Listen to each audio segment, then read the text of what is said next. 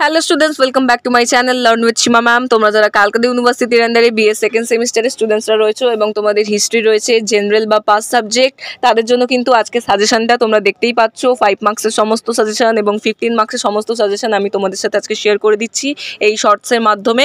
তোমরা কিন্তু এই সাজেশনের বিস্তারিত আলোচনা আমার চ্যানেলে ভিজিট করলে পেয়ে যাবে।